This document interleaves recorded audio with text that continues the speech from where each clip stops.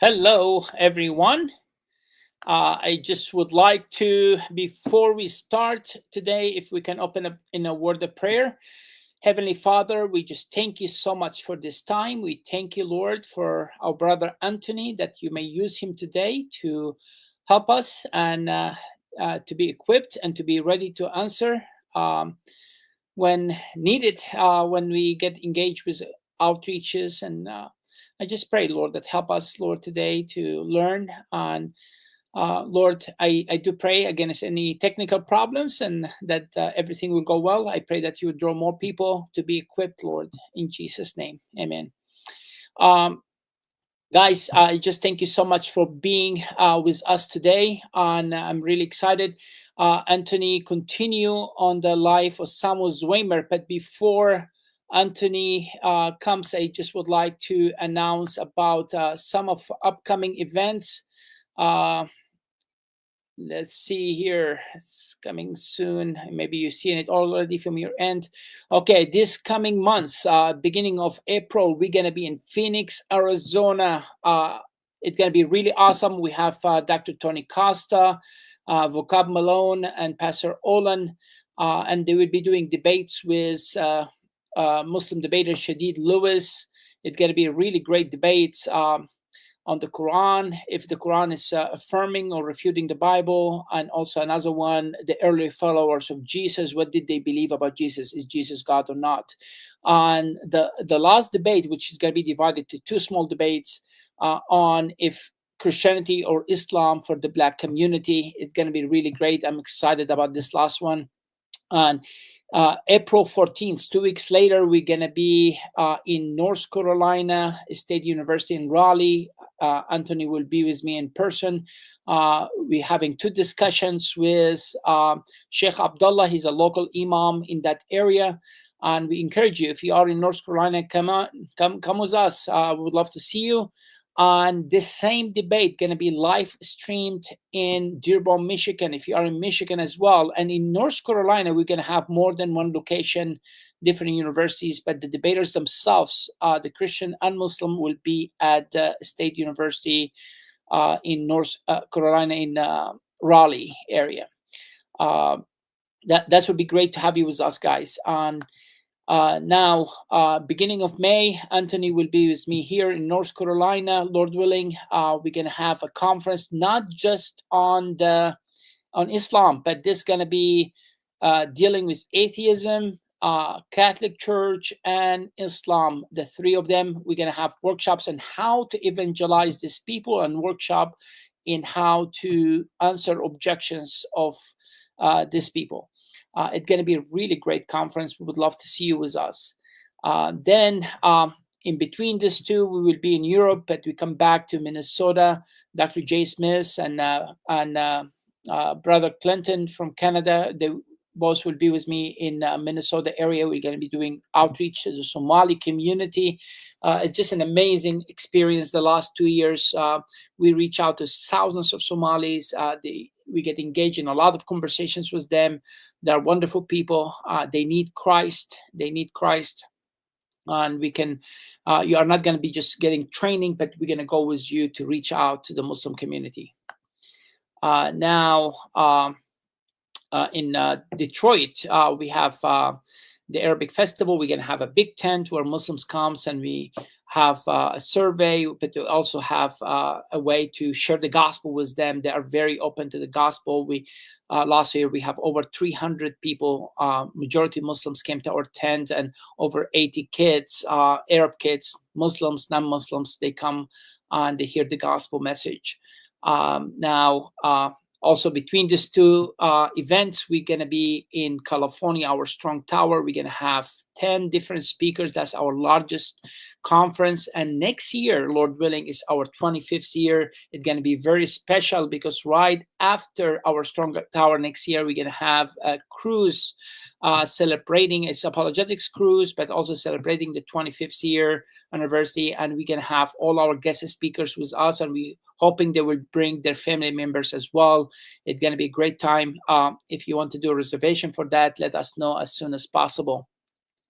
with that, I think this is all our announcements. And now I would like to bring the famous Reverend Anthony Rogers. How are you, brother? We can't hear you. I'm doing well. I just found out that I'm famous, so maybe I'm doing better than I thought. Brother, now this is number 8 on the life of Samuel Zwemer.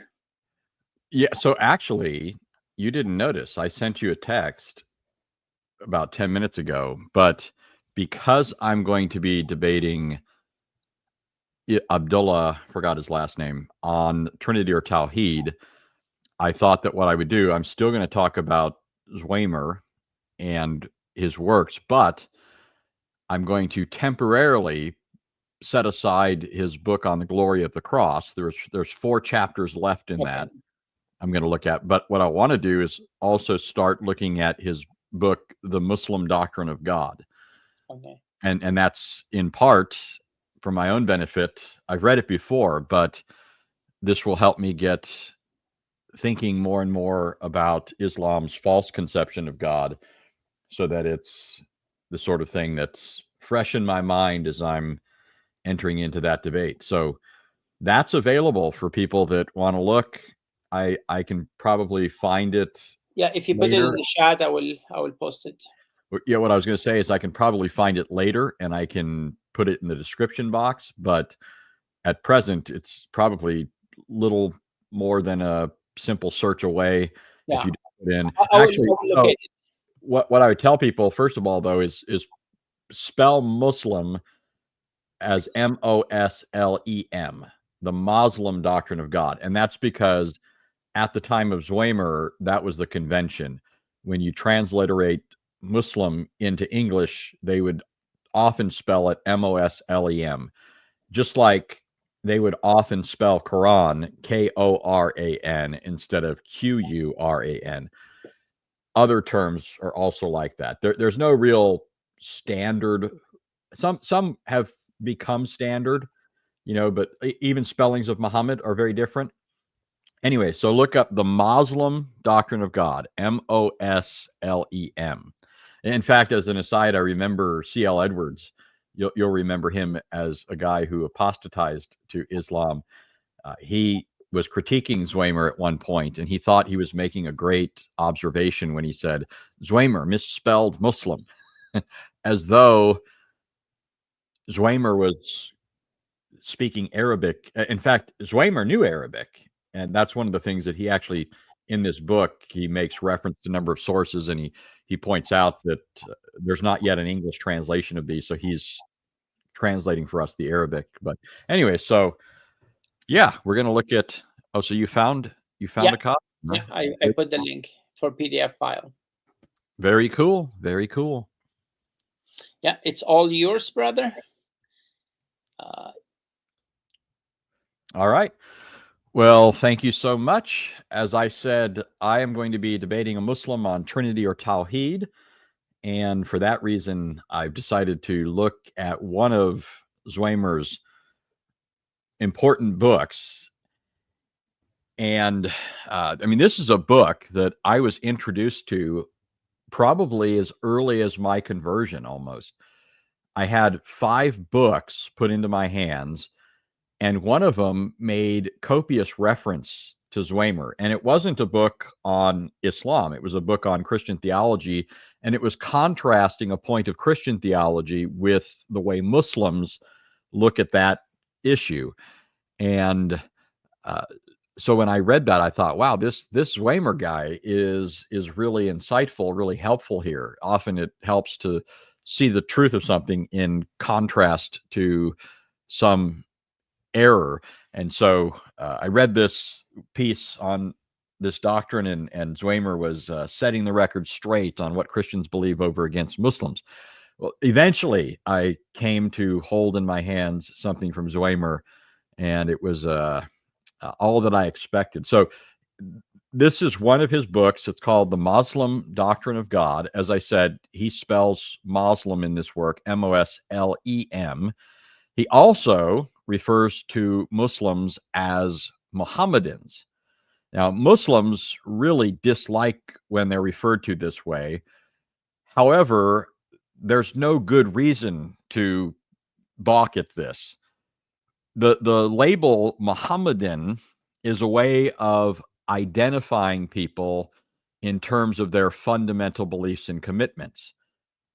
Muslims object to this because if you've ever heard a Muslim, at least some of the old school Muslims, I remember hearing Jamal Badawi, many other Muslims in the past who would often open in their discussions about Islam by saying, unlike other religions, which are named after some figure, like Buddhism, named after Buddha, Christianity, named after Christ, and they would go on down the list, they would say Islam is named Islam, which means submission and points to their fundamental commitment to or submission to Allah. However, this is a bit of a game because it's one thing to label yourself and tell others to label you that way. It's another thing to object when a label is applied to you that actually corresponds. It comports with that which is fundamentally true of you, whether you like that label or not. And in the case of Islam, remember her fundamental confession of faith, that by which Muslims, and Zwemer will point this out, that by which they become Muslims is by confessing Allah and Muhammad. There is no God but Allah, and Muhammad is the messenger of Allah. That's the fundamental creedal confession of Muslims.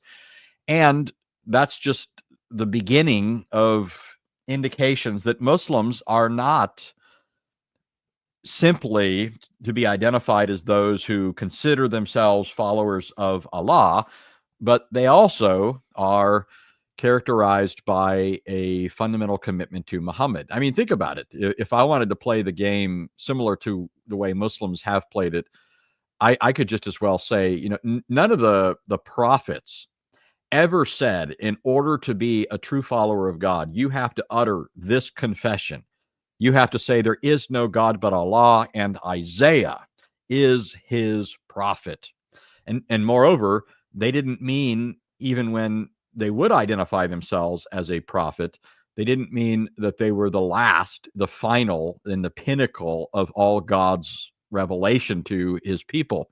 They certainly didn't require people to slavishly imitate all of their actions as well as their inactions, or imitate this person's likes and dislikes. Isaiah didn't expect people to eat like him, the way he held his utensils, or the way he put on his shoes, or you name it. The fact of the matter is, when you look at the Islamic sources, they very clearly, stridently inculcate this idea that Muslims aren't simply to follow Allah and believe in him and so forth. They are to try and become little clones of Muhammad. What I was alluding to a moment ago are some of the injunctions of the Quran. For example, Muhammad said that people can only eat with their right hand. They can only hold their glass with their right hand. And so Muslims will engage in, if you ever watch Muslims eating, it looks kind of ridiculous. And I know that they feel kind of silly themselves. I've seen them talk about this, but they will eat. They'll eat, and sometimes they're using their hands, because Muhammad said that you're to use your right hand, and some of them take that literally. And more specifically, Muhammad said you're only supposed to use these 3 fingers. And so some Muslims, even when they're eating things like rice, will stick their fingers into the rice, and then they'll grab their glass. Now, what that does inevitably is it gets all kinds of goo on your glass. And so Muslims are often found behaving quite awkwardly when they're eating, because they want to wipe the glass, that, there are all these things that attend it. Now, some Muslims will argue you can use a utensil, but even here they'll specify, if you have a fork, you can only hold it with 3 fingers. And the fork then is an extension of the 3 fingers. So you're following Muhammad's commands to a T. And so all that was just to say that Zwemer has a way of speaking that some Muslims will object to, but there's little grounds for the objection. When Zwemer uses Muslim, it was a common way of transliterating Muslim into English. When he uses the term Mohammedan, he's simply being true to the fact that Muslims are not simply in submission to Allah. They are, in fact, also in submission to Muhammad. In fact, in the Quran, it says that nobody is properly a Muslim unless they render entire submission to Muhammad without any resistance in their hearts. That, by the way, that verse is a death knell to Islam, because it shows that their commitment to Muhammad is every bit idolatrous. It's the very thing they pretend is true of Christians and others who don't follow their false religion. Okay, well, Samuel Zwemer, The Muslim Doctrine of God. On the front pages of The Muslim Doctrine of God, there's a really interesting image that Zwemer includes. It's of a talisman from a Muslim book on the names of Allah. So if you know anything about Islam, you know that one of the things that Muslims are very anxious about, very concerned with, are the names of Allah. It's reported in a hadith that a person who memorizes the names of Allah, for example, will enter paradise. That's a statement that Muslims love to hate, because on the one hand, they like to use it to prop up this idea of the importance of Allah's names. But on the other hand, they really don't like the idea that salvation is that easy, especially since other statements in the Quran, the Hadith, don't make it appear so easy as that. And so, in any case, the names of Allah are considered supremely important to the Muslim. But what's interesting is this is a talisman, and it's in a Muslim book on the names of Allah. Here's what it says in connection with this talisman. It says, "In the name of Allah, the merciful, the compassionate. Truly thou wilt preserve the one who carries this writing of mine from the evil of all that might harm him, and thou wilt appoint over him its angels and servants and assistants who are entrusted with its service and guard him by day and by night. Muhammad is the apostle of Allah, and those with him are stronger than the unbelievers. Among them are merciful ones whom we see bowing and kneeling, seeking kindness from Allah and favor. Their marks are on their faces, the effect of prostration, and that is their likeness in the Pentateuch and the Gospel." Now, I don't know if you caught it, but the statement here indicates, even if the word talisman didn't, I keep saying talisman, I mean talisman, even if that word didn't indicate it to you, you should have caught this statement: "Truly thou wilt preserve the one who carries this writing of mine from the evil of all that might harm him." What it's saying is that this talisman is a way of guarding the person against evil. This is the sort of thing that the Bible associates with pagans. This is a form of religion and of religious practice that the Bible abominates. The Bible says is outside of the proper way of life of the people of God.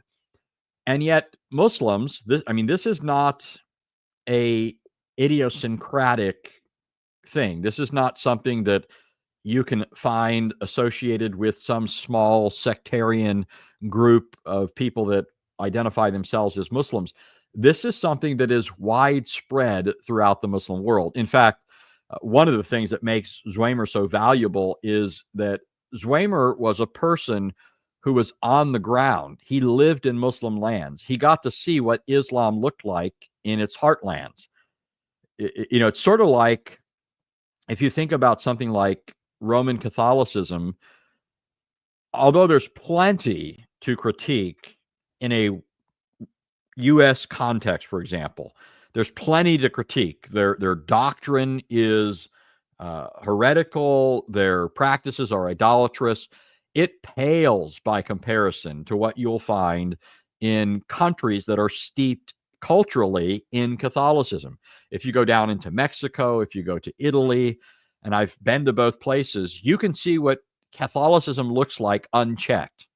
When there are no other forces that are exercising a restraint upon them, these things break forth in their natural way and take on a life that wouldn't even be recognized by some of the practitioners in our lands.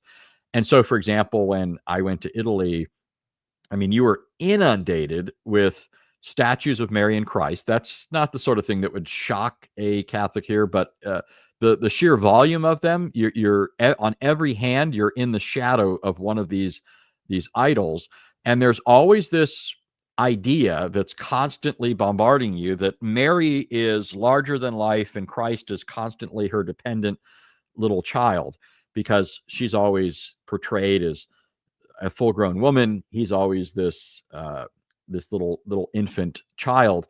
But then as you go through the streets, you'll see all sorts of other things on display. There are all these parades and festivals and things that are being done towards Mary. There are masses with respect to her, churches that are put in her name, altars that are dedicated to her. All these things and worse. I'm being mild when I say this. But it shows you the natural course of Catholicism when you don't have the influence of things like Protestantism.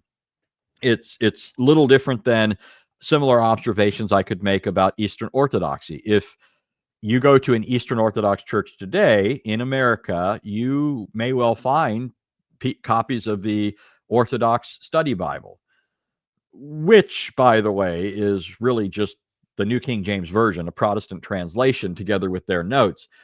When you look at what's happening in Eastern Orthodox countries, you don't find anything like a commitment to the Bible and the same sort of thing you would see here in a Western context. The vast majority, and I hear this from people who live in Eastern Orthodox dominated countries, that the Bible is seldom studied. People are always of the mindset that they're getting it through their liturgies, but the liturgies don't show these things in their connections. They don't show them in the flow of the context. They're excerpted, and they're also put in foreign context in the midst of all the additional hoopla, right? The prayers to Mary, the saints, the angels, and all these other things. My point here is, although it was made without brevity, my constant shortcoming. My point here is that Zwemer is a guy who is so familiar with Islam by direct contact, living in Islamic lands, that he got to see what Islam really looks like when it's the dominant force. And it's very common among Muslims to see things like talismans, to see other things that are, in a word, superstitious. For all the talk of Muslims that they're pure monotheists, that they submit to Allah alone, that there are no pagan elements in their system of thought and their religion, it simply isn't true. Muslims do all manner of things that throw not just into doubt, but altogether overtopple the whole idea that they are pure monotheists. Okay, but that's just this frontispiece in the book where he's got this talisman, and the point of it is that he's going to challenge this idea that Islam is all that it's cracked up to be. Okay, moving on to the preface, Zwemer says, Jews, Christians, and Mohammedans, there's that word, believe in one God and yet differ widely in their interpretation of this idea. Unless we know the Muslim's idea of God, we cannot understand his creed, nor judge his philosophy, nor intelligently communicate our idea of God to him. Now, here he's stating just plain truth. This is just common sense.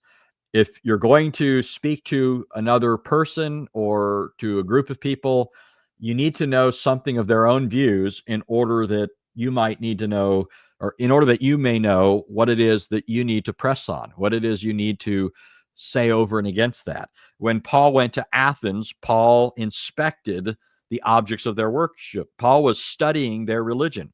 He was studying their cultic practices. And so when he spoke to them, he was able to say things like, as I was examining the objects of your worship, I saw an altar with an inscription to an unknown God.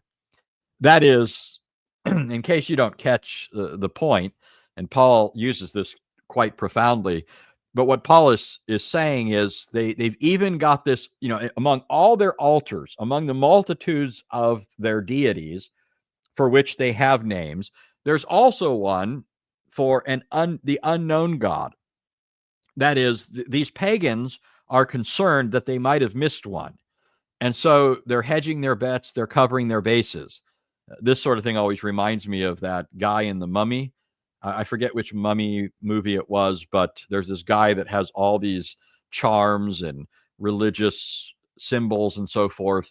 And the mummy's coming at him, and he pulls one charm closer, trying to ward off the mummy, and that one doesn't work, and he pulls another one, right? He's got a charm that's hopefully, among them, one is going to ward off this or that evil. Well, the pagan Athenians had idols galore, and one of them was to the unknown God. And then Paul says, and this is the point that I'm saying is quite profound. Paul said, "What you worship in ignorance, I proclaim to you." Now, again, this is profound. It's easy to just to read that and not see the profundity of it, but think this through. By their own admission, these pagans are confessing their ignorance. When they say there's this unknown God, they're showing that they don't have all this down pat. There is a serious deficit in their knowledge. And when you think this through even further, you realize this threatens the whole system of thought that they possibly, think of as a coherent religious system. Because perhaps that God is of such a nature as to throw out of gear everything you think about these other gods. I've used the illustration before about how the introduction of a new piece of knowledge, a data point, could fundamentally alter the way you previously viewed something. And the illustration that I use in this connection is that of two men. You open a door and you see two men, and they're, one's holding down a young man, and the other shoving a sharp object into him. If you saw this, you would be mortified. You'd recoil from this, and you'd think, what are these guys doing? And maybe you'd spring into action and try and help the young man. But now, suppose I add an additional piece of knowledge. Or several bits of knowledge. Suppose I point out that one of the men is a doctor, the other is the boy's father.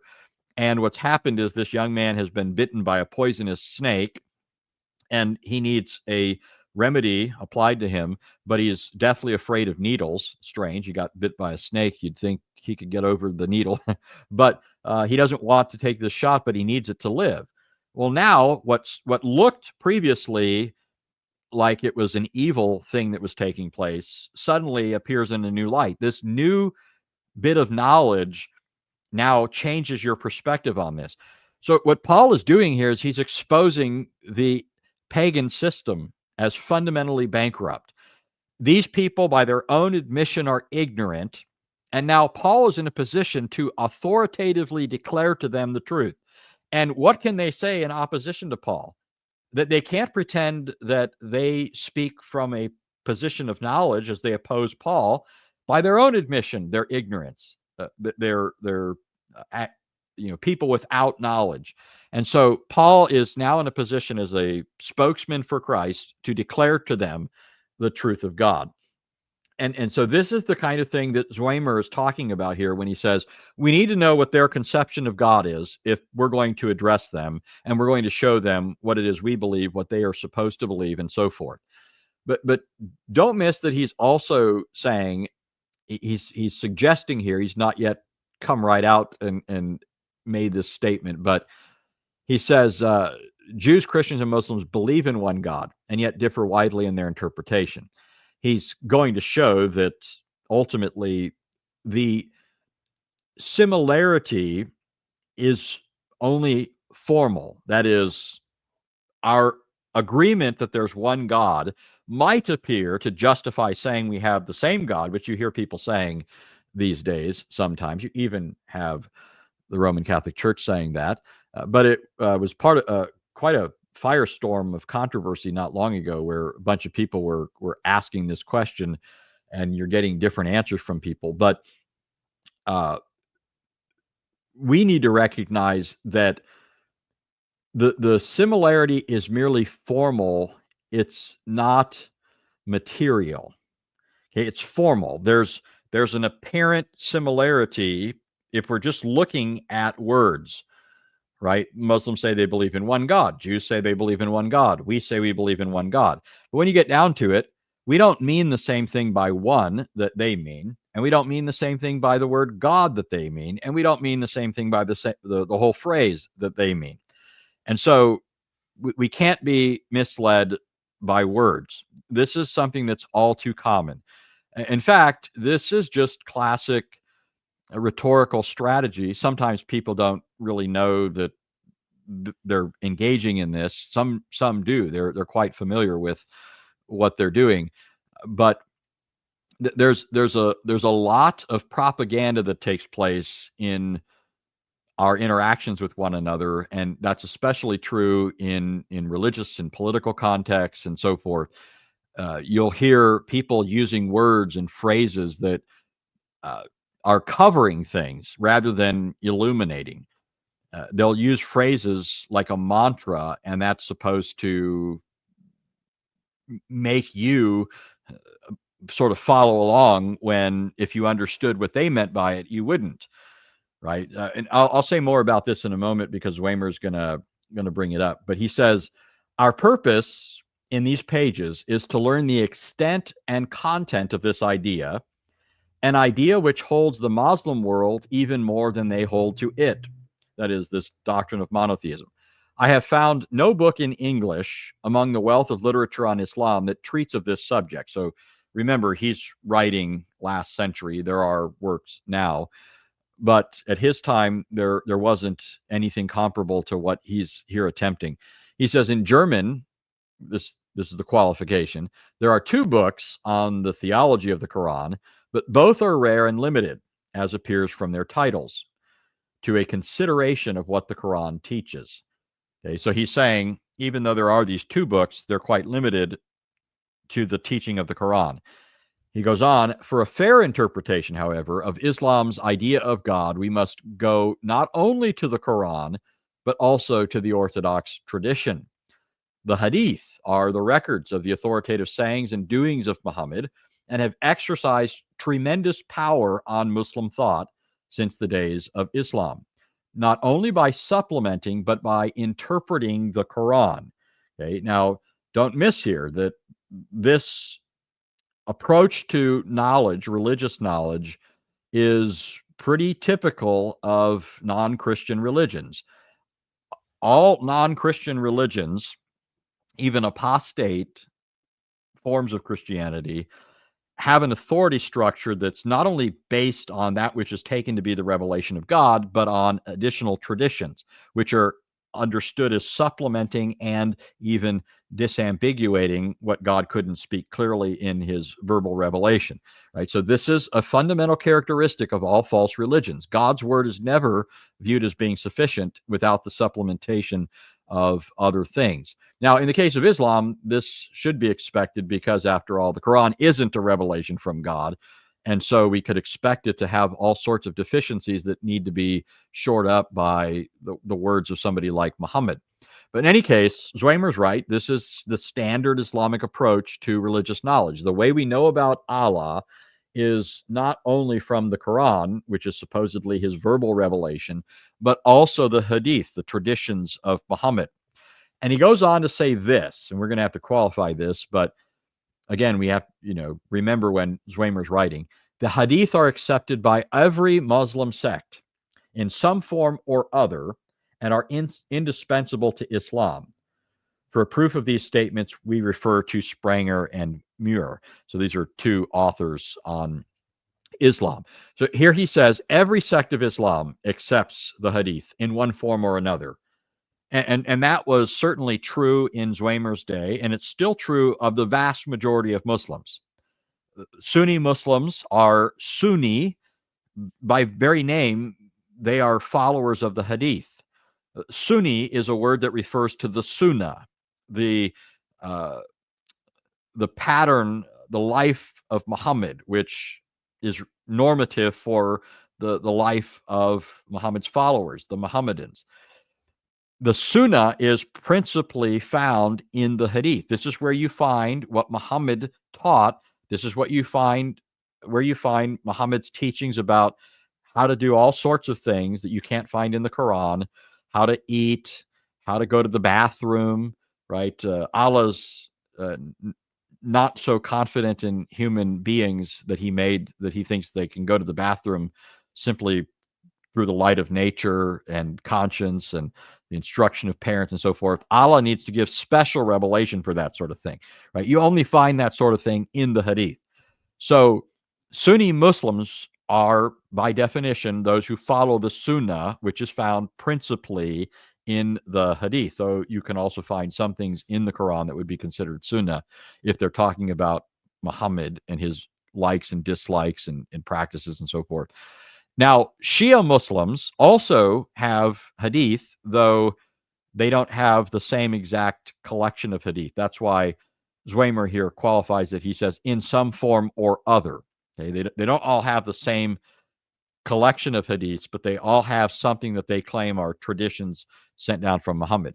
Now, what Zwemer doesn't say here, and which he wouldn't have been familiar with in the context of Islamic countries where he lived, is that there are some Muslims, not a huge number, but there are some Muslims today who will say that it's only the Quran that you're to go by. Now, unlike the Bible, this is something that is impossible to actually hold to and have any kind of consistency. The fact of the matter is that the Quran is not exhaustive, although it claims to be. It's not as detailed as it claims to be. It's not as clear as it claims to be. There are all sorts of gaps, huge gaps, that make it necessary to have some other thing besides it to explain it. And so, one of the things, and these guys tend to realize it. If you talk to a Quran-only Muslim, you'll see that they themselves can't be consistent with this. They'll, on occasion, I've had discussions with Quran-only Muslims, and they'll say things like, "Oh, you're misinterpreting that verse." And I say, "Oh, really? How am I misinterpreting it?" They'll say, "Well, the context was the Battle of Badr." And I say, "The Battle of Badr? What are you talking about?" You don't get that information from the Hadith. The Hadith doesn't tell you it's about the Battle of Badr. It doesn't tell you these other things that you're bringing to bear here in order to allegedly expose my misinterpretation of it. And if you're going to fly off to this other stuff, well, then I can fly off to it too. And the fact of the matter is, what I'm saying is exactly what is underwritten by these hadiths, these traditions, right? So it's impossible to really be a Quran-only Muslim. But it is interesting. There are some things that Quran-only Muslims help us to see and expose among the more Orthodox Muslims, because Orthodox Muslims, although they follow the Quran, they won't come out and say the Quran is a defective book. They won't say that it lacks all the fundamental truths of Islam, because that goes against the claims of the book itself. And so they try to present this in a way that's not so bald, right? They try to present this in a way that doesn't seem like it's disparaging the Quran. But these submitters, they're called submitters, by the way. They're followers of Rashad Khalifa, Edip Yüksel, who both made their own translations of the Quran, by the way. So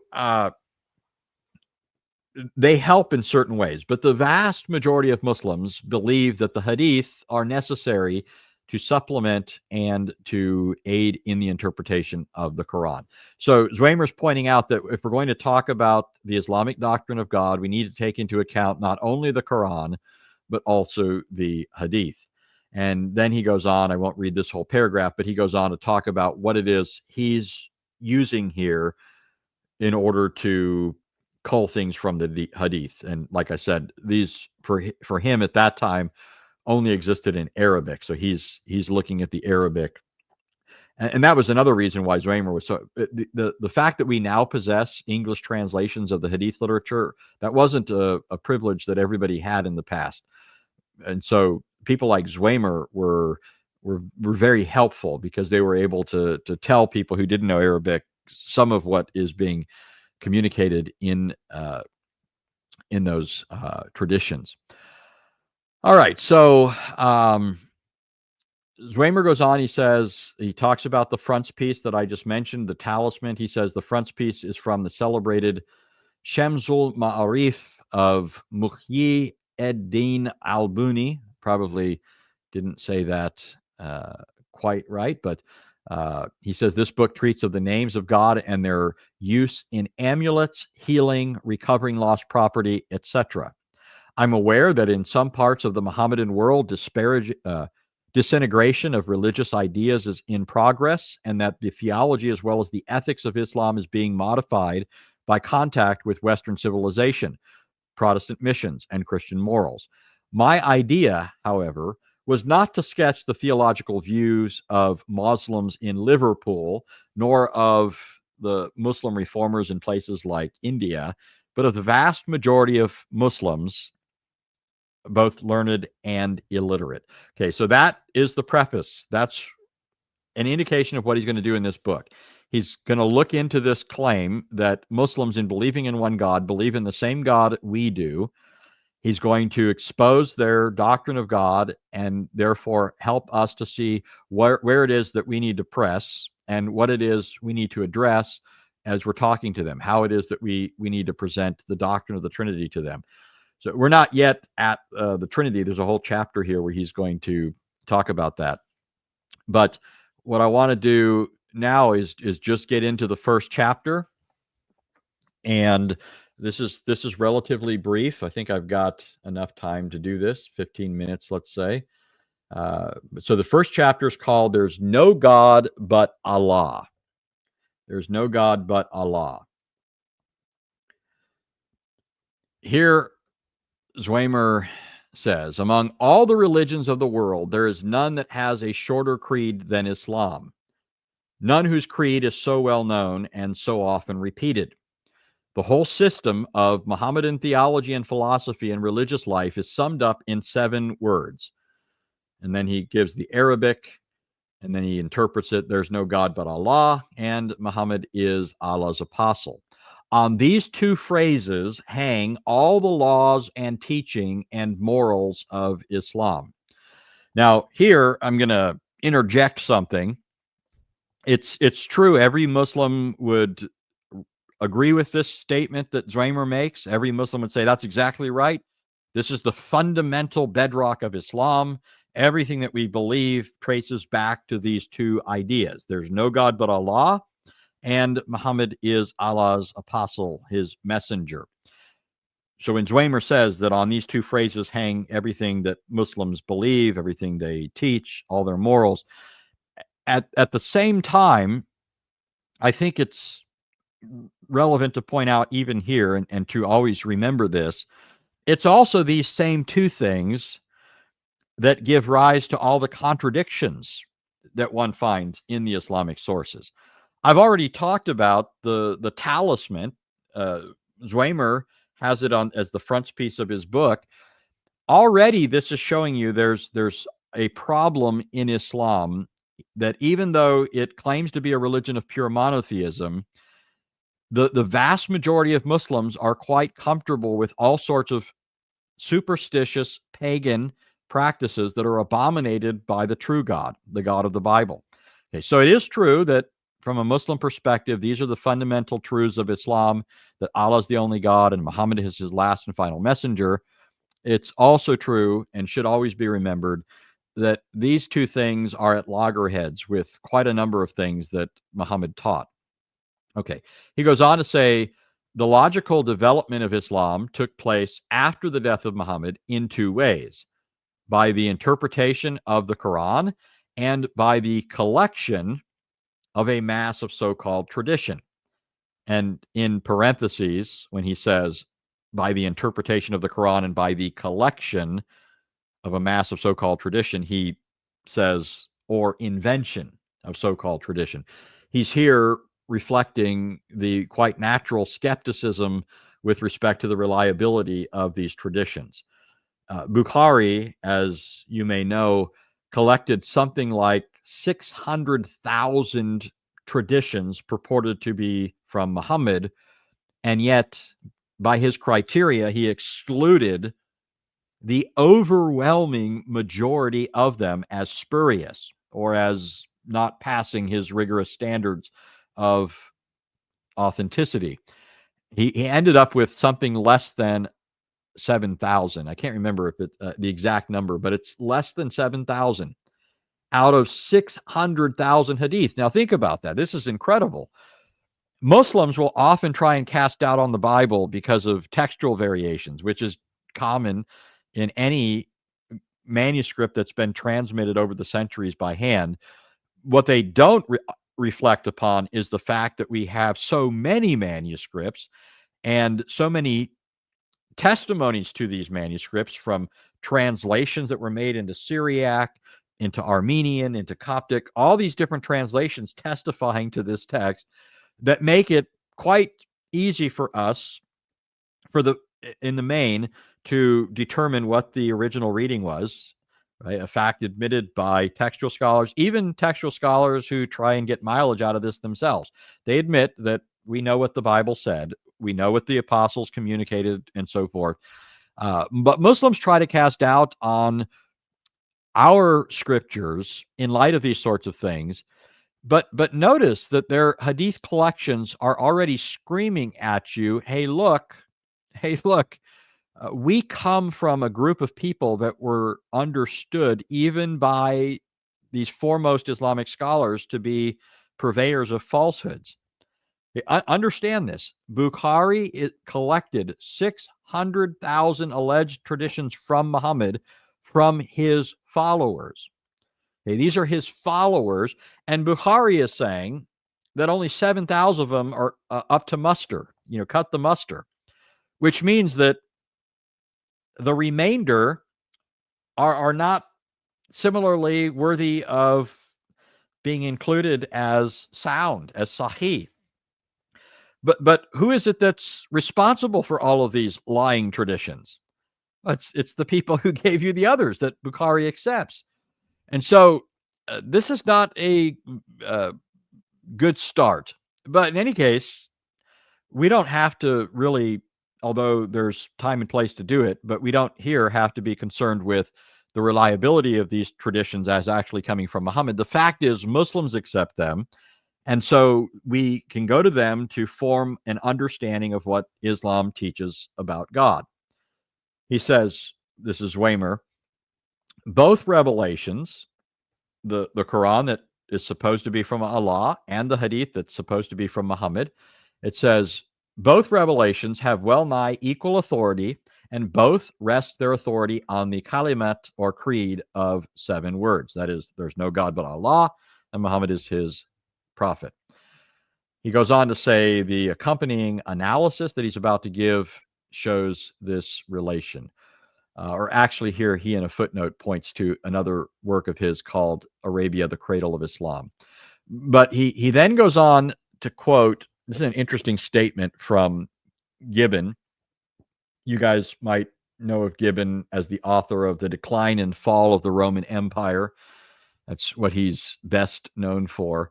But Gibbon says, Zwemer says, Gibbon characterizes the first part of the Muslims' creed as an eternal truth, and the second part as a necessary fiction. Now, I need to explain that. This is actually a really useful observation, and Zwemer is going to make much of it. when he calls it an eternal truth, Gibbon is not saying that Islam is true. What he's doing is he's distinguishing a certain kind of truth claim from other kinds of truth claims. Okay, uh, the claim that Allah is God is not a claim about a historical event. Right? It's a theological claim. It's a claim about God's existence, that God is, which is a reality that transcends history. It's an eternal truth. That's what he means. He's not saying that it is true. He's just saying it's a claim about something that is not limited to a particular time, place, and so forth. But then he goes on to say the second part is a necessary fiction. Okay? The second part is that Muhammad is his messenger. So the eternal truth, the alleged truth, is that Allah is the only God, and the necessary fiction is that Muhammad is his messenger. It's a necessary fiction. You need the figure of Muhammad to have any information about this alleged deity and how he's supposed to be served and so forth. Zwemer goes on, concerning the latter statement, there's no dispute. That is, that Muhammad is his last messenger is a necessary fiction. But, this is the kicker, but whether we can admit the former depends altogether on the character of the being of whom it is affirmed that he displaces all other gods. So Zwemer is saying, when it comes to this question of Allah and the claim that he's the only God, it's not sufficient to just be taken or carried away by words, which any theist can accept. There's one God, any monotheist can accept. We actually have to drill down and ask what is believed by this phrase. What do Muslims believe when they say one God? And is it the same thing that we believe? And again, I mean, Zwemer hasn't gotten here yet, but I can't refrain from saying, once we get into the nuts and bolts, once we actually get past bare words to see the substance of what's being stated, Muslims do not mean the same thing by God that we mean. And the disagreements are all across the board. It doesn't matter if you want to talk about an attribute of God like omniscience, righteousness, love. We do not mean the same thing that Muslims mean. There's a great book. Maybe at some point I'll get into this, and certainly as we go in Zwemer, there'll be occasion for some of that. But I can only be brief here. But one thing I'd recommend to people is a great book by Ralph Allen Smith called The Trinity, and I can't remember the subtitle, but he does a really good job of sort of bringing, or not sort of, but actually bringing out how the Trinity affects everything. Even our view of what it means to talk about righteousness, omniscience, omnipotence, omnibenevolence, and so forth. The Trinity colors everything.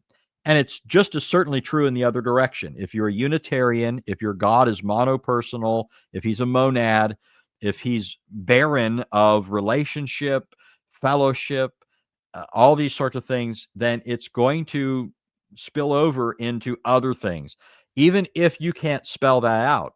That's what a book like Smith's book helps you to do. But that's the sort of thing that Zwemer is getting at here. He's saying we can't just accept this idea that when Islam says there's one God, it's just stating a truth common to all monotheists. He says, he goes on, if Allah's nature and attributes are in any way distorted or are unworthy of deity, then even the first clause of the briefest of all creeds is false. And then he quotes someone, I believe this is Osborne, a book that he wrote called Islam Under the Caliphs of Baghdad. But he quotes him saying, because Muhammad taught the unity of God, it has been too hastily concluded that he was a great social and moral reformer as well. For those that aren't catching the gist of that, the idea that many people have is that monotheism brings with it a certain definite morality. And apart from that, you've got a degradation of morals and so forth. In the pagan systems, you find just this sort of thing. Throughout paganism, it's rampant with immorality and all sorts of superstitions and so forth. So monotheism does usually raise the level of people, morally speaking, though there's a real question whether that's true in the case of Islam. But this person, so I'm going to go back to the beginning of the quote. He says, because Muhammad taught the unity of God, it has been too hastily concluded that he was a great social and moral reformer as well. But there's no charm in the abstract doctrine of the unity of God to elevate humanity. The essential point is the character attributed to this one God. Okay, so this quote, it's showing you what Zwemer is going to elucidate. It's not enough to simply use the phrase one God and pretend that that does the whole job, right? That shows that you're in agreement with Jews, shows you're in agreement with Muslims, and so forth. And it does everything that the Christian doctrine of God does for Christians. Raises their moral standards and ennobles them and all this stuff. It's not enough to just hear that bare phrase. We have to get into the meaning of it. And once we do so, we realize the Islamic doctrine of God is not capable of doing that which needs to be done for sinful man, fallible, finite man. Zwemer goes on to say, it is therefore not superfluous to inquire both from the Quran and from Orthodox tradition what Muslims mean by asserting God's unity and what character they ascribe to their only true God. For there is no doubt that they themselves emphasize nothing so much as this part of their system. And then he goes on, he talks a lot about just how important this creed is to Muslims, the Shahada. I'm not going to read all of that. I think it's pretty well known. They repeat it. They say it to become Muslim. They repeat it daily. They whisper it in the ears of their children. It's the last phrase they want to have on their lips when they die. There's no question that this is an important phrase for Muslims. Then he goes on, the Quran is never weary of reiterating the formula which expresses God's unity, and the 112th surah, especially devoted to this subject, is, so Muslims say, equal in value to 1/3 of the whole book. So here he's pointing out that Surah Al-Ikhlas, which is Surah 112, is considered by Muslims to be equal to 1/3 of the whole Quran. And that's a surah that focuses on Allah's alleged unity. He goes on to quote Zamakhshari, a famous Muslim commentator, who said, the 7 heavens and the 7 earths are built on this surah, and whoever reads it enters paradise. Now, I can't help but point out here, by the way, Surah 112, it's kind of funny to me. Surah 112 is considered by Muslims as one of the clearest, strongest, most beautiful statements about the nature of Allah as one. And yet, when you analyze that surah, when you look at the words that are used and their meaning at the time of Muhammad, when you look at the occasion for the revelation of that, which you find in various works, meaning the context within which Muhammad uttered this, according to certain narrations, the pagans came to Muhammad and said, tell us what your deity is made of. Other narrations say the Jews said it. So some Muslims will say both are true, right? On one occasion, some pagans said this to Muhammad. On another, shortly thereafter, some Jews asked him the question, and then Allah sent down this as a response to both Jews and pagans. I don't know that that works, but in any case, that's relevant to explaining the meaning of this. They're asking what Allah is made of. Well, I can't go over the whole surah now, but the reason I find this so interesting is because the surah has so many problems for the Muslim doctrine of God, but just one of them is this. When it says, in many translations in Surah 112, say he is Allah, the one, the eternal, he begets not, neither is he begotten, there's nothing like unto him. The statement that's often translated, he is eternal, That isn't the original meaning of the word. It's not the meaning of the term at the time of Muhammad. You can even look in Al-Tabari, very important Islamic historian and commentator. He has various proposals for the meaning of the word, but then he gives a chain that goes back to Muhammad showing that the word means solid. So the pagans are asking Muhammad about whether or not Allah is made of something. And here's this surah where Muhammad comes along and says Allah is solid. This became the basis for many Muslims to debate about Allah's solidity and what that exactly amounted to, because understand, I mean, the I laugh because there's so many funny stories associated with this, but the Quran speaks of Allah speaking. And so if Allah is viewed as an embodied being, as solid, well, some Muslims said he has to be hollow in order for there to be speech at some point.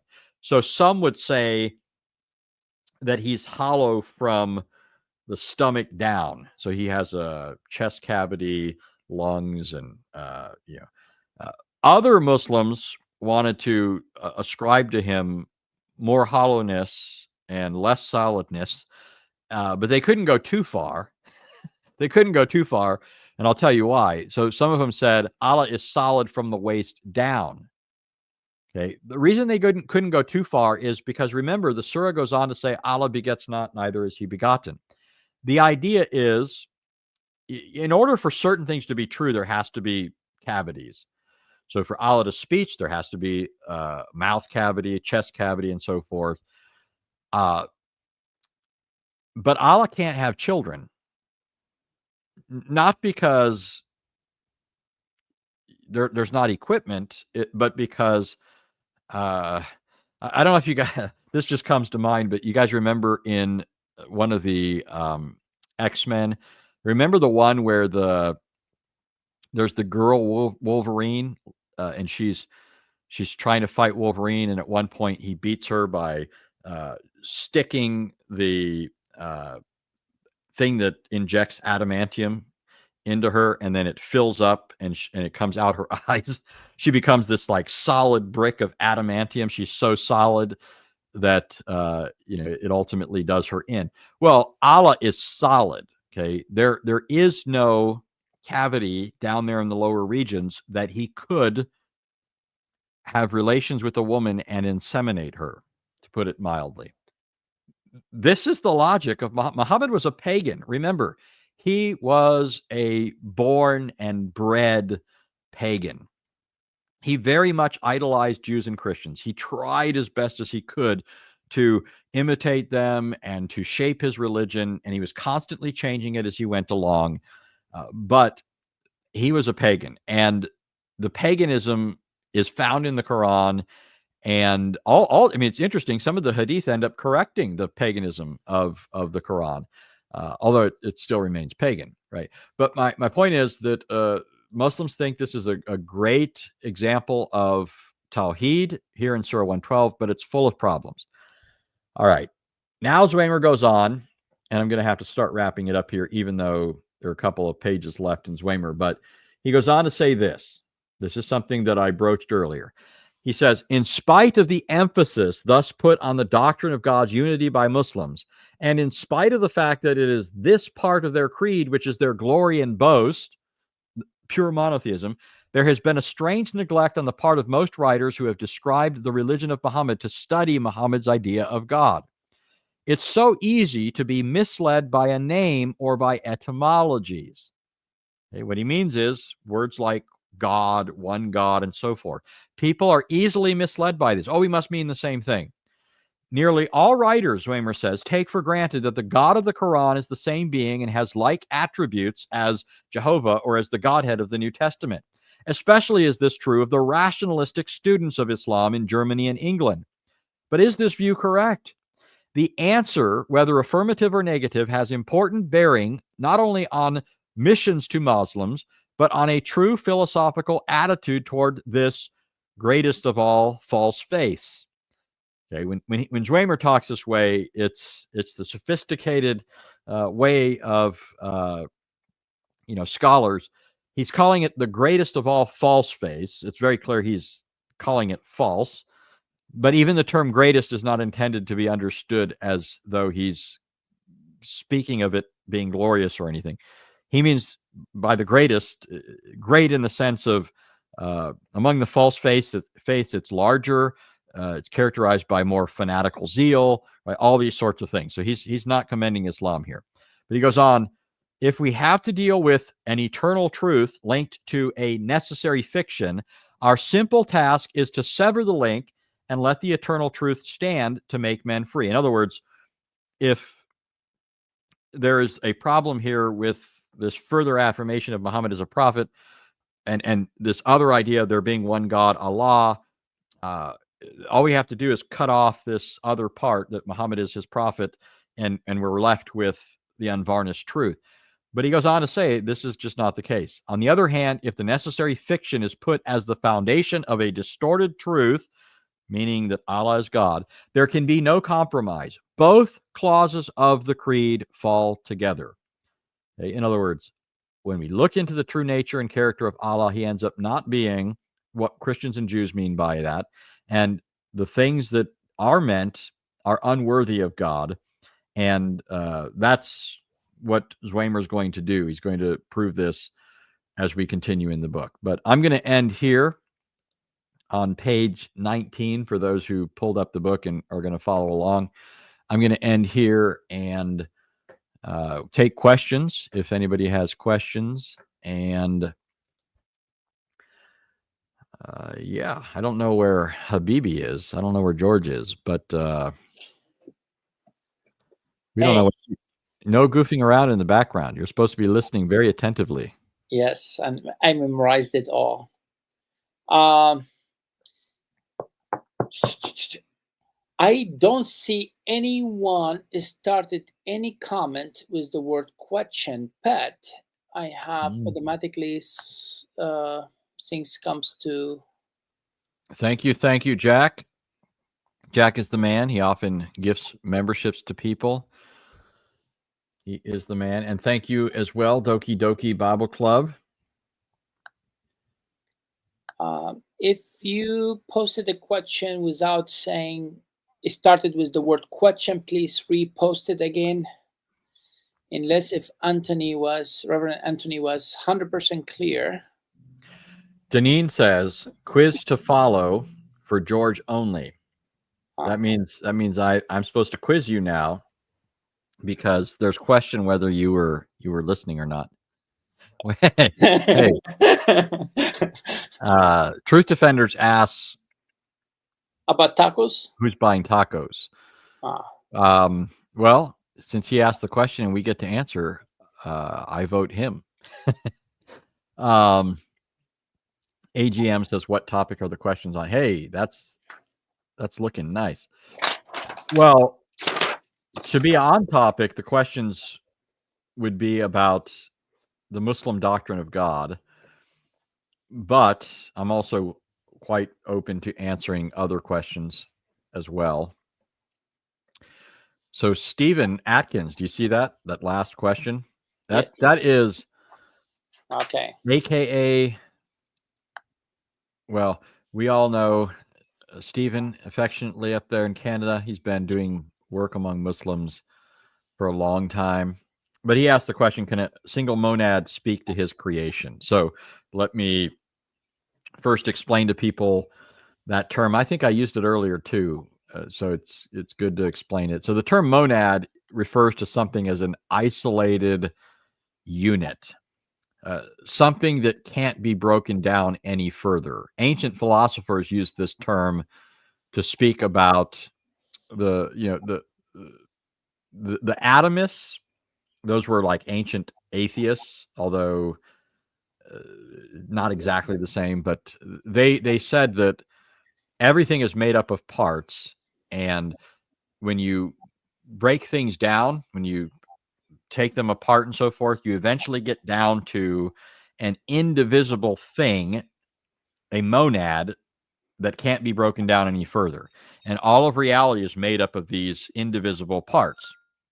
Well, other people went in the other direction, and they said that the ultimate reality that's back of everything is not one of many monads. It's just this one unrelated, isolated thing. So you have philosophers like Plotinus who talked about this sort of thing. And when you're really being strict in accordance with this, you have to say this thing has no attributes. If it's going to be truly a monad that doesn't consist of parts or anything else, there are no attributes that can be ascribed to this thing. It is absolutely, unqualifiedly one. Now, this is the sort of claim that Muslims will often make. We believe in the absolute unity of Allah, the absolute oneness of Allah, and they they almost never seem to understand the true implications of that. Some Muslims do, but they're viewed as heretics, right? The Mu'tazili are viewed as heretics by standard Muslims, the Ash'ari Muslims, Maturidis, Salafis. They all view them as heretics. Some Shia hold this sort of thing. And of course, Sunni Muslims view them as heretics, right? So in any case, though, they're at least all monads or committed to monadism with respect to the question of whether or not Allah is a plurality of persons. As Christians, of course, we believe that God is one in essence, but he exists in a plurality of persons. Al says is not is Al or AI? I can't tell. Is not having no attributes an attribute. You're saying something about it, right? Anyways, but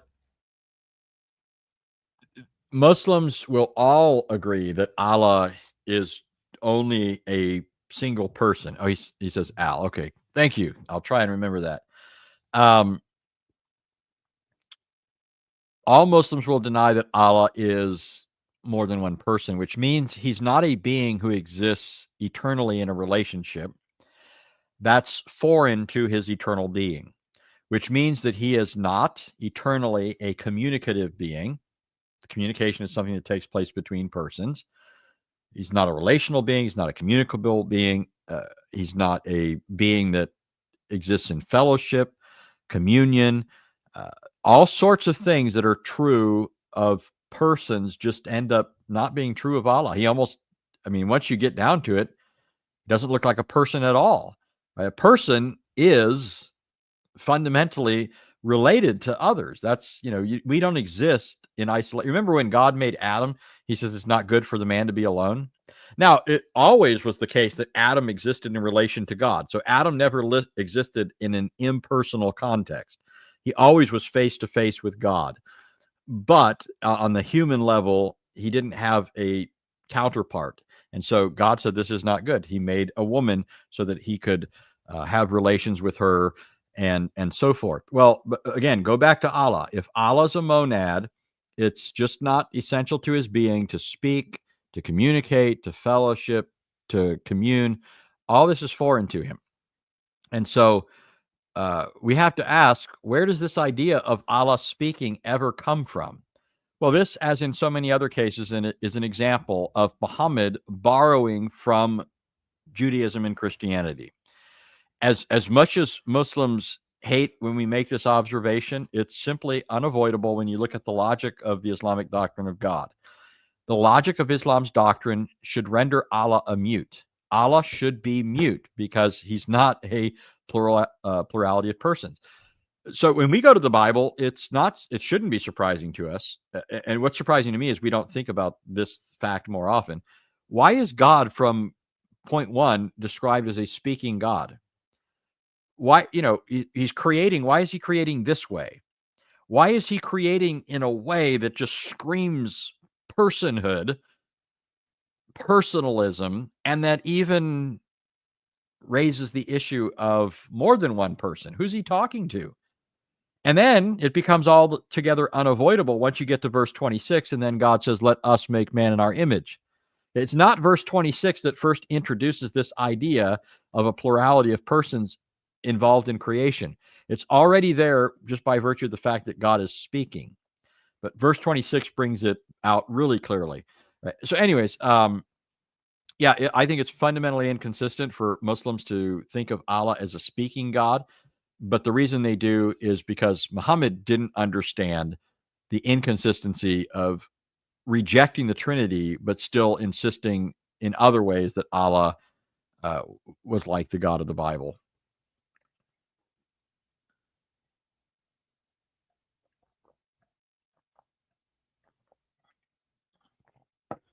Okay, so George is muted, but that's good. Allows me to Yes, talk. it will be live. It will be live at M2M Network, the debate. We would love to see you in person or live.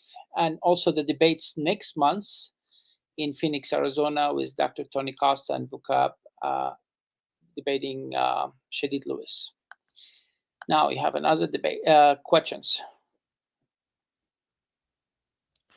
Okay, so AGM says, if Jesus is the angel of the Lord, did Jesus incarnate multiple times?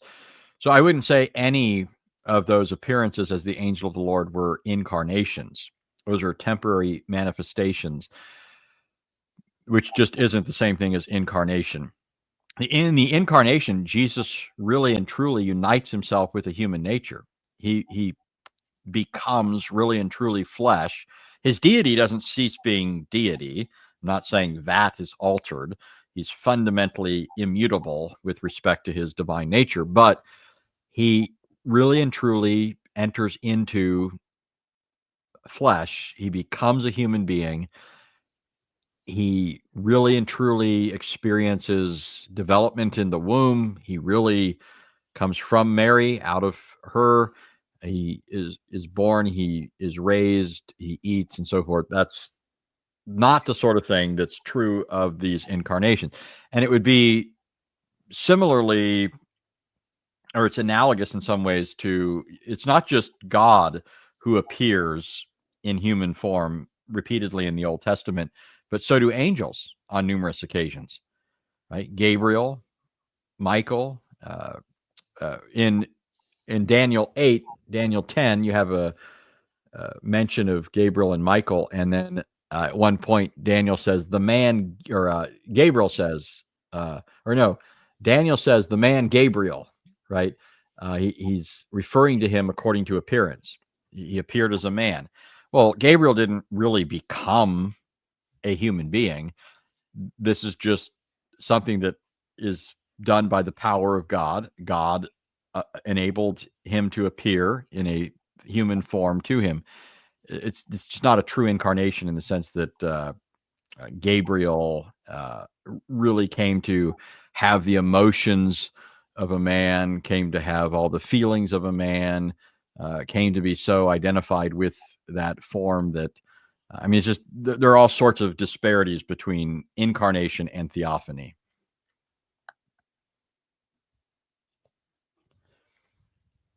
Okay, so can you talk more about the 600K interpretations and the many ones rejected by Bukhari? I would love to use this in my conversations with a Muslim person I know. Yeah, so what I'm talking about there is the hadith, the traditions of Islam purported to come from Muhammad as Allah's prophet. The collections that we have, for example, you look behind George, you can see, I think some of those would be hadith, if I recall. Mine are way up there, but the collections that we have are just a small, an extremely small fraction of the number of hadiths that were collected by Bukhari and other Muslims. There are other hadith collections, not just Bukhari, but Muslim, Abu Dawood, Jamia Tirmidhi, and so forth. There are other hadith collections, but all of them are excluding just hundreds of thousands of traditions that come from these people, the Muslims. So, I mean, that's, to me, that's incredible. If you're basing your beliefs on knowledge that's purported to come from this group of people, and the overwhelming majority of it is determined by what you're able to detect to be lies, are you going to trust the 2% that's left over? I wouldn't, right? So now I know in the eyes of Muslims, this just shows you just how reliable these things are, right? Bukhari had these strict standards, but my whole point is he's applying these standards to this larger body from this group of people who follow Muhammad that just end up being notorious liars by his, deliberations. And that doesn't give me a great deal of confidence in what remains. And then, when I notice that, the standards of Bukhari aren't even the best, there are better standards than those applied by Bukhari to these things. And so, I don't even like Bukhari's tests, so I'll give you an example. This is something that I noticed early on. I was a young Christian trying to interact with Muslims, and I'm hearing about the hadith and so forth. And the issue of their reliability comes up. And if I would quote something, they say, "Oh, that's not a reliable hadith." And, that's it. Everything they quote's reliable. Everything I quote's not reliable. And I think, okay, I got to get to the bottom of this. Well, one of the things that they pretend is so great about the hadiths is that they have an isnad, which is a chain of narrators, and they know about these narrators. They know whether these people are trustworthy or not, whether they have good memories or not. And this is supposed to allow you to determine this hadith is sound. It goes back to Muhammad. It has reliable chains. There's no breaks in the chain. There has to be, in other words, we know when this person lived, when this person lived.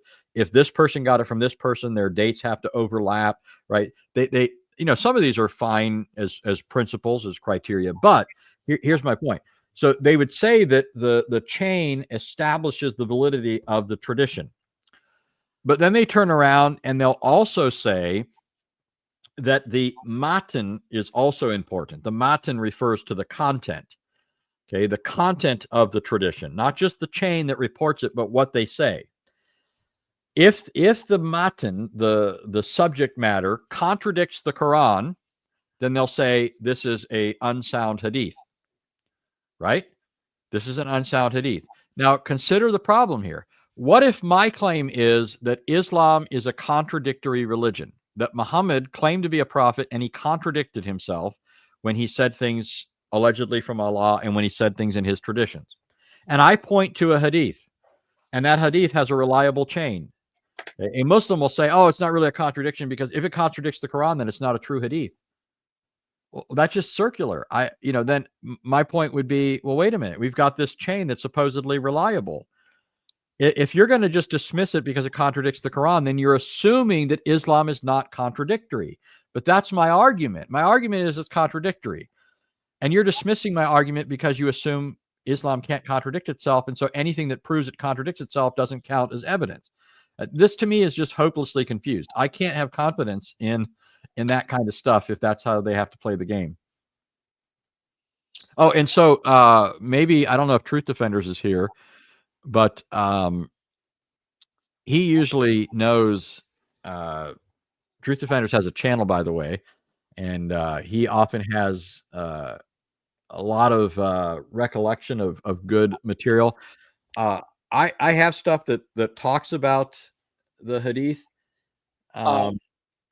One thing, in Bukhari alone, there's 2,210 hadiths.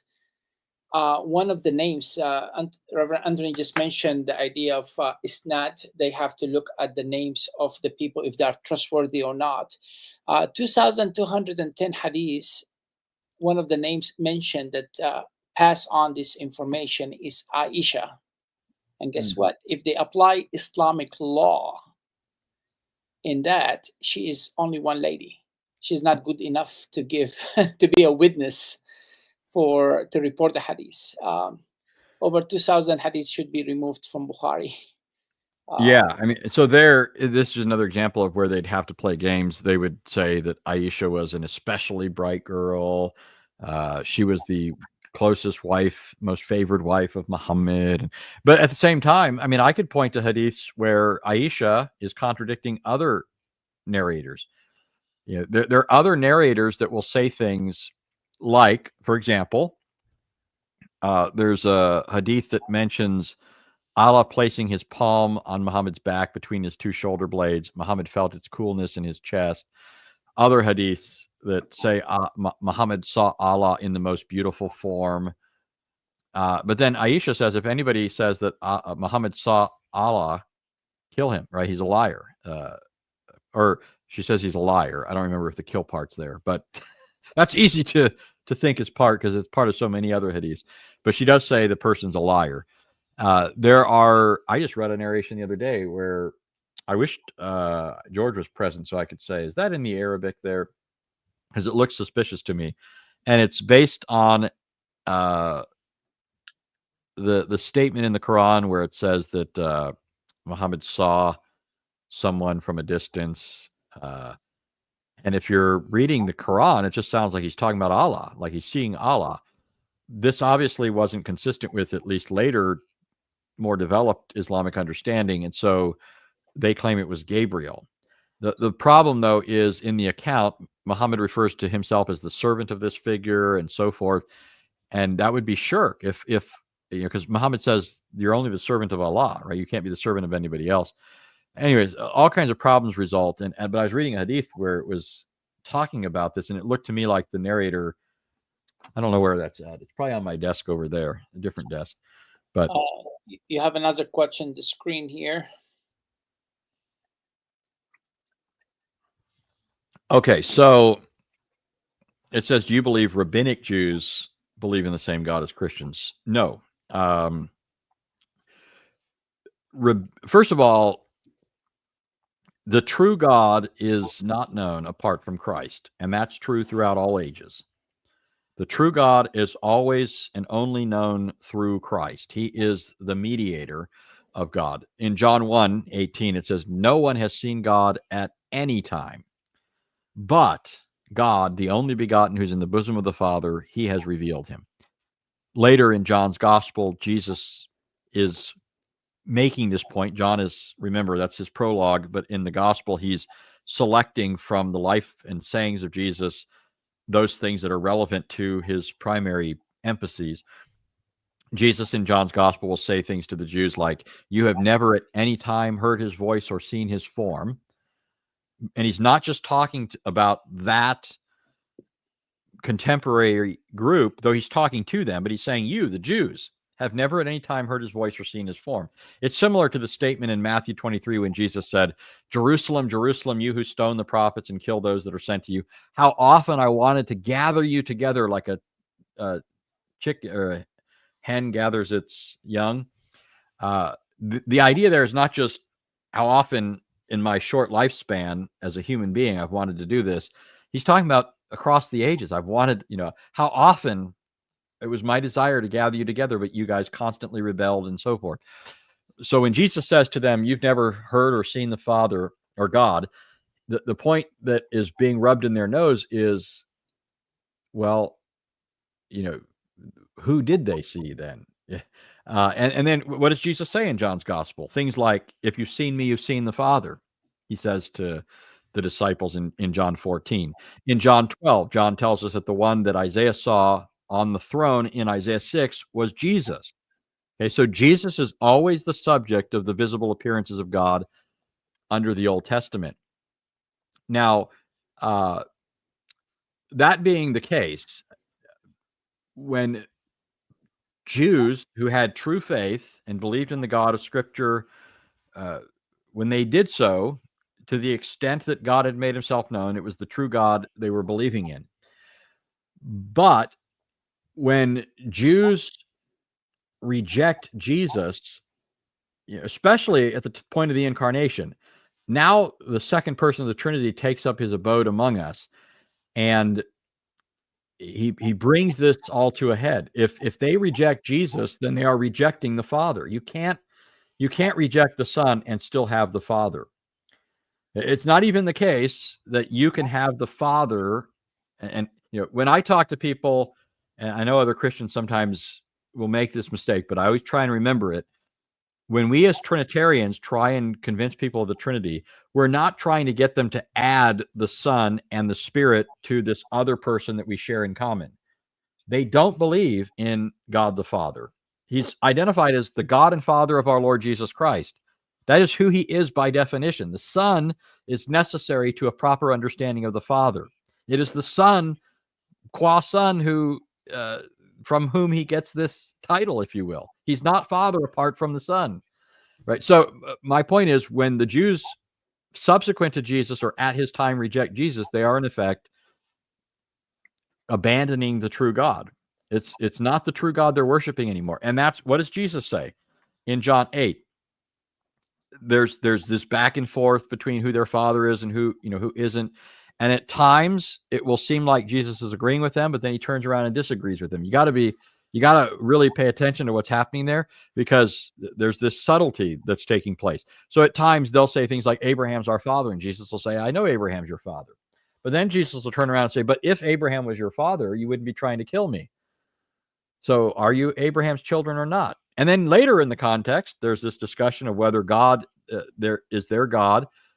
And then Jesus says, your father is the devil. So is it God or the devil? And, again, you have to look at this closely. The idea is that, among other things, in rejecting Jesus, they are in fact aligning themselves with Satan. And though historically the God of the Jews is the Father of Christ and is Christ together with him and the Spirit, by virtue of rejecting him, they are in fact putting themselves outside of true faith. And this is why 1 John says, if anyone doesn't have the Son, he doesn't have the Father either. This is why Jesus said in Matthew 11, one of my favorite texts, he says, nobody knows the Son except the Father, and nobody knows the Father except the Son. Note how exclusive this is. And then he goes on to say, and those to whom the Son chooses to reveal him. It is the Son who reveals the Father, and nobody knows him apart from the Son. Now, that doesn't mean they always have known him through the Son in as clear a way as we do. Under the Old Testament, he was called by other names, the angel of the Lord, the word of the Lord, and so forth. So, that would be my brief answer. Brief. Also, there's a book.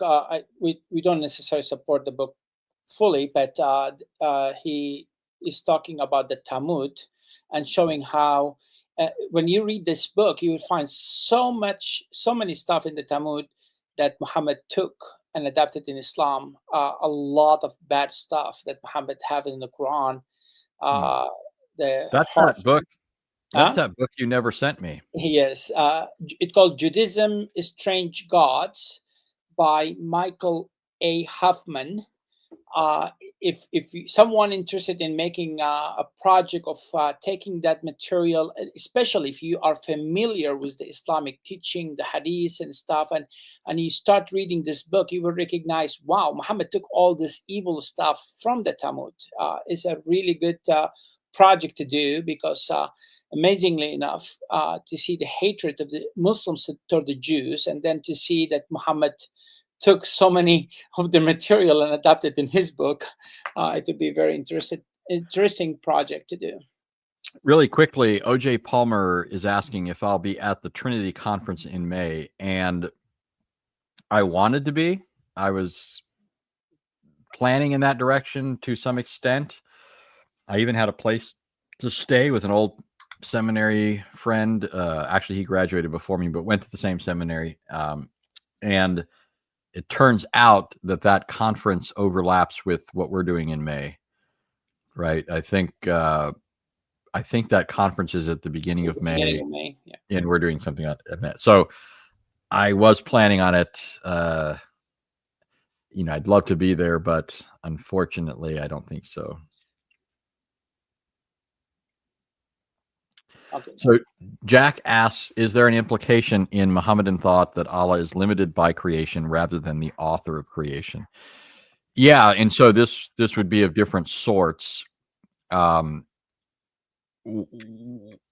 is I think the sources themselves clearly entail that Allah is limited, though Muslims are always going to kind of push back against that, and they're going to do so in various ways. So as far as the sources, remember I just quoted a hadith where Muhammad said Allah put his hand between Muhammad's shoulder blades.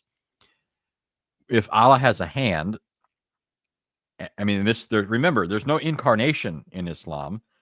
When we speak of Christ as God and man, we think of him becoming man. He took on a human nature. Muslims reject this entirely, right? Allah did not humble himself and take on a human nature. So we don't think of Christ as limited with respect to his deity. This is something that is true with respect to the human nature that he took upon himself. In Islam, though, if you've got a God who has hands and so forth, then you have a God who is by very nature limited in terms of that form that he has. And you can't just say, I mean, for one, you can't say it's incarnation. You can't say that it's a temporary thing, because there's no theology that underwrites this in the sources. There's nothing that talks about Allah doing this. This is the sort of thing that's true of Allah from eternity. So, for example, it speaks of Allah creating with his hands. And certain Muslims take that literally. And I think Muhammad understood it literally too, even more literally than some of these others want to say. But anyway, so there's all this kind of stuff that entails that Allah is limited. If Allah is an embodied being, then his existence is circumscribed by creation. A physical being exists in a time, in a place, and so forth. So Allah couldn't be the creator of everything in the sense of creating space and time itself. He might be a creator in Plato's sense. Plato thought of this demiurge or creator taking pre-existing matter and forming it, like somebody might take marble and form a statue. Allah might be conceived as a creator in that way, but he's not the maker of space and time itself, because he needs space and time in which to exist.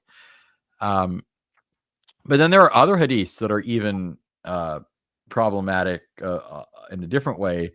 I'll just mention one, but Muslims often misquote this hadith. And the Muslims who know what it really says will catch them on it. But they'll often say that Allah existed before anything existed. Allah existed before anything was created. What the hadith actually says is when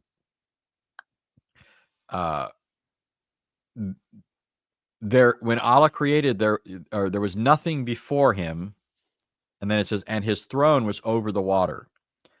Now, if you look at that, and this is how many Muslims have taken it, if you look at that, it's asserting the existence of water and the throne along with Allah. It says there's nothing before him. It doesn't mean there's not something eternally existing with him. Okay? There's nothing before Allah, but the hadith speaks of there being present at that time, throne and water. And everything else comes after that. Now, this is where knowing more than Islam is helpful.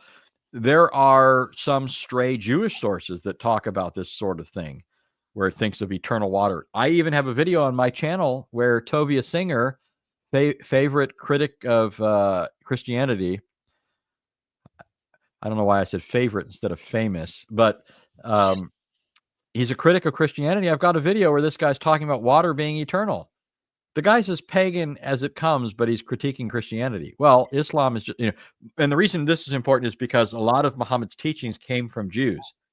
And we have evidence that Jews at Muhammad's time in Arabia were anthropomorphists, meaning they believed that God had physical parts. And so for example, one other example, there's a famous hadith where a Jew said to Muhammad that at the end of history, Allah is going to roll up everything and put it on one of his fingers, and it goes on talking about what he's going to put on each finger and so forth. And then it says, in some versions of this, you might not catch this, it says, Muhammad smiled, right? Muhammad smiled. Well, I mean, this is really important in terms of hadith, the sciences of hadith and their interpretation. It's not only important what Muhammad says, but what Muhammad does, how he reacts to things. So some Muslims, if they only saw this, would think that Muhammad is like laughing at this Jewish guy, right? Other versions of the hadith add that Muhammad smiled, and then it says he quotes the verse of the Quran where it says they've made no just estimate of Allah. That might sound like he's ridiculing the Jew. He's not. He doesn't have a high enough view of God. He thinks Allah has fingers and so forth. But still, other hadiths expand on that and give you more of the story where it indicates that Muhammad smiled in approval. He's approving of what this Jew says. And then he cites this verse of the Quran to say this is the truth of Allah. That Allah is saying the pagans don't have a just estimate of Allah. Allah is this great that he's going to roll everything up and put it on his fingers and so forth. So yeah, all this. I mean, it doesn't even matter how big you want to think this embodied being is, because I know there are some people that will talk about maybe Allah's fantastically large or something. Oh, because remember, Adam was made 90 feet tall. Right? And Adam was made according to Allah's similitude, his actual visible appearance, according to many hadith. But maybe Allah is like Aladdin, his genie. Remember Aladdin's genie when he comes out of the lamp and Aladdin is asking him who he is, and he says, he's full of infinite cosmic power. And then he says, but I live in itty bitty living space. He shrinks down into the lamp. Maybe Allah can do that. Maybe he can puff up and like a blowfish and look really big. I don't know. Always good says, what are some good chains of narrations that we can use against them to which they cannot say it's unreliable? Well, the easiest thing here is just to take Bukhari and Muslim. Those are the two hadith collections that Muslims typically swear by. Sunni Muslims, they will insist upon the soundness of these hadith. That doesn't mean there are no hadiths outside of those collections that they consider sound, but the standard approach is that there are no unsound narrations in those collections. So usually you can point them to those two sources, but I've heard Muslims even reject those, which just, to me, it just further reinforces, my skepticism about them and that of others, I think. That's last question, but I think one more. It may be out of time. Oh wait, no, last question because you have I to need go. to get somewhere. So speaking of isnad, how do Muslims defend the fact that hadith by Hafs, one of the earliest Quran reciters, cannot be trusted, but they trust his version of the Quran? Yeah. So what he's referring to here is that Hafs is considered unreliable, and yet he's one of the people in the chains narrating the Quran. Because remember, Muslims claim that the Quran is transmitted orally, and this is what guarantees it more than manuscript transmission, that people memorized it perfectly and so forth. But Hafs is considered a liar. So their most famous version of the Quran, which is only one of many, was from Hafs. Pretty devastating. Yeah. I'm sorry, but you have to. That's the last one. Okay. Longtime viewer. Good to have you, Miguel. I've been blessed by your work. R.C. Sproul was undoubtedly the theologian who God used to lead me to him. What are your thoughts on him? I think his staunch defense of sola fide was exemplary. So I have a exceptionally high view of Dr. Sproul for all sorts of reasons. One is he was a good theologian. He was a man of good stature. He had a standing in the Christian church that happily wasn't, as in the case of so many that are in the public eye, racked by scandal. Just a man of good integrity. When I was in seminary, I started working for Ligonier. It's one of the ways that I got by while in seminary. I worked for them for at least 5 years. Ligonier is, of course, the ministry that Dr. Sproul founded. To this day, I primarily serve in prisons. I go into prisons and serve prisoners. And a lot of the resources that I use are supplied to me by Ligonier. I didn't know it while I was working for Ligonier, but R.C. Sproul on his own had started a extensive outreach to prisoners. This was something he kind of did quietly behind the scenes. And so, like one of the things they do is I just handed out the other day to a group of men, like 12 men, copies of the Reformation Study Bible that they sent me for free to give to inmates. And I can ask them for anything and they'll send it to me. So tremendously good resource overall, Ligonier. And then, of course, I like Dr. Sproul. Doesn't mean I agree with every single thing he said, but Theologically, I'm on the same page, and yeah. Awesome. Thank you so much, Dr. In the future, Well, Dr. Reverend. in Are the you future, considering doing a PhD or not? someday maybe we'll see. The prisoners don't care if I have one. You deserve one, even just Mm. seriously. All these universities should just give you an honorary one, brother. Thank you so much, Reverend Anthony. You've been a blessing to many people. And thank you guys for joining us. And next Sunday, we will have Reverend Samuel Green as we continue to go through his book, Where to Start with Islam. It's a great book. You can buy it online, Where to Start with Islam. And you can join us as we're going through his book. He makes things very simple. It's just really amazing. All his chapters is as he wrote this material for years, and every year as he communicate with Muslims, as he engage with Muslims, he upgrade his arguments and update it, and it's really easy for us to use as we engage with Muslims. Where to Start with Islam, next Sunday at 7 p.m. Eastern Time. Would love to see you with us. And thank you again for joining us today. Thank you, guys.